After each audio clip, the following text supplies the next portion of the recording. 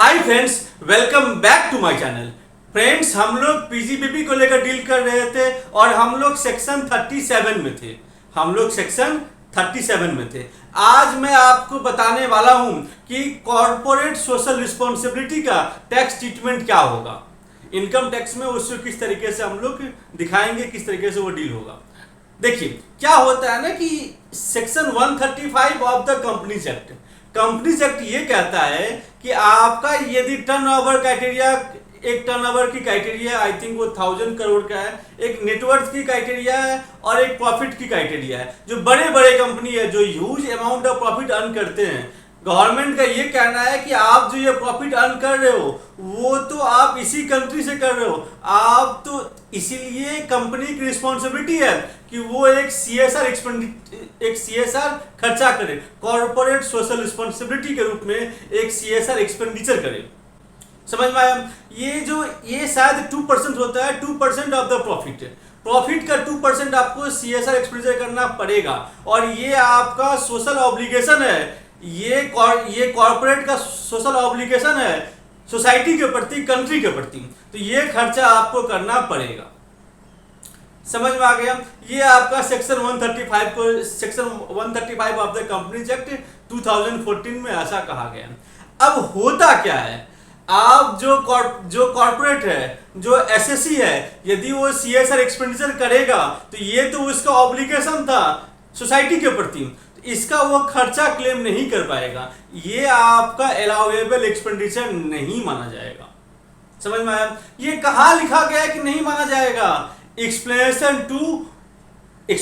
To section 37(1) explanation 2 को insert किया गया और ये कहा गया any expenditure incurred by the assessee for the purpose of CSR, corporate social responsibility, as referred in section 135 of the Companies Act 2014, जो भी आप खर्चा करोगे CSR के रूप में, जो 135 ऑफ द कंपनीज एक्ट में लिखा गया है, all those expenditure shall not be deemed as an allowable expenditure under the Income Tax Act under section 37 subsection 1।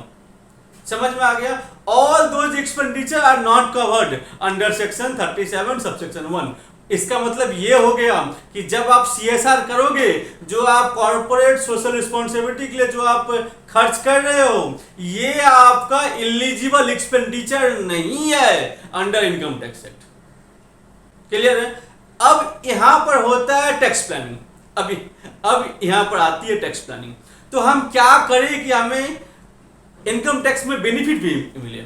देखिए क्या होता है ना, एक आपका पीएम का फंड होता है, पीएम रिलीफ फंड और बहुत सारे फंड होते हैं। जैसे एक आपका होता है जो social economic development of SC ST minority community, relief and welfare of SC ST minority community. इस सब के लिए आप यदि कंट्रीब्यूट करते हो, आप यदि पीएम रिलीफ फंड में कंट्रीब्यूट करोगे या जो एससी एसटी रिलीफ के लिए जो आप कंट्रीब्यूट करते हो, माइनॉरिटी कम्युनिटी के रिलीफ पे जो आप कंट्रीब्यूट करते हो, तो इसका छूट आपको बिजनेस इनकम के रूप में तो नहीं, बिजनेस एक्सपेंडिचर के रूप में तो नहीं मिलेगा, बट इसका बेनिफिट आपको सेक्शन 80G में मिल जाएगा। समझ में आया? ये जो आप डोनेशन दे रहे हो ये आपको 80G में मिल जाएगा। स्क्रीन पर आपको दिख रहा होगा, इसका छूट आपको 80G में मिल जाएगा। इसके अलावा और क्या आता है? ऐसे आपका होता है PM care fund, Covid relief fund. ये सारे जो फंड है, इसमें यदि आप कंट्रीब्यूट करोगे तो इसका बेनिफिट आपको सेक्शन 80G में मिलेगा। ये आपका एलिजिबल बिजनेस एक्सपेंडिचर नहीं है, ओके नहीं है, बट जो आप पेमेंट कर रहे हो उसका बेनिफिट आप 80G में उठा लोगे, डोनेशन के रूप में आप इसका बेनिफिट को उठा लोगे। समझ में आया? इसके अलावा क्या था ना, एक आपका था स्वच्छ भारत कोष ट्रस्ट और clean Ganga.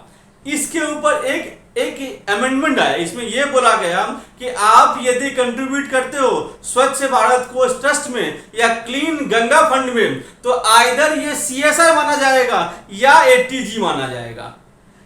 If you consider it as CSR then 80G benefit is not available.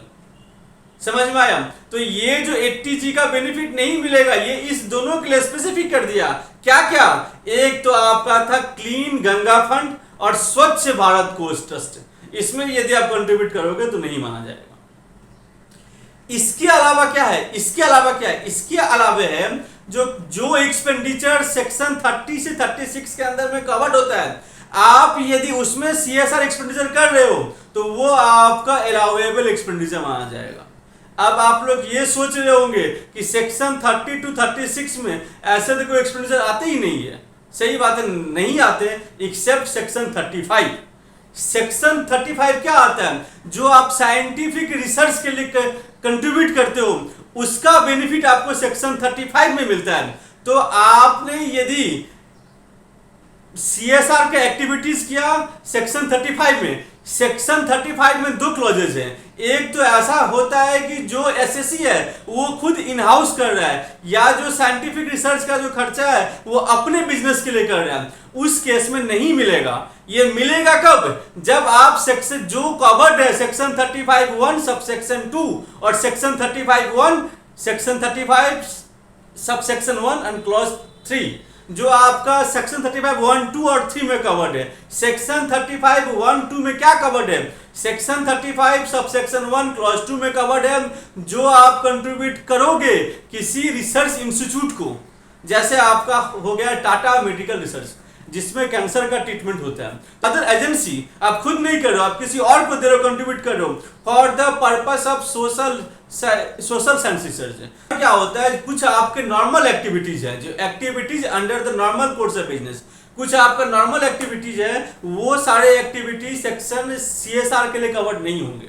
जो आपका नॉर्मल बिजनेस है और आप यदि उसी में कंट्रीब्यूट करोगे तो वो आपका सीएसआर के लिए कवर्ड नहीं होगा। समझ में आया? तो ये टोटल कॉर्पोरेट सोशल रिस्पॉन्सिबिलिटी को लेकर मेरा ये क्लास हुआ। फ्रेंड्स, आपको ये वीडियो कैसा लगा?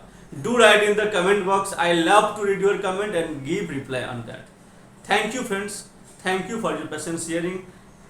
आप मेरे वीडियो को लाइक कीजिए, यदि आपकी कंसेप्ट में कुछ ऐड ऑन होता है मेरे चैनल को सब्सक्राइब कीजिए, और कुछ यदि आपके डाउट है तो आप मुझे मेल भी कर सकते हैं। My mail ID is taxxfinancialservices@gmail.com। Thank you friends, thank you very much.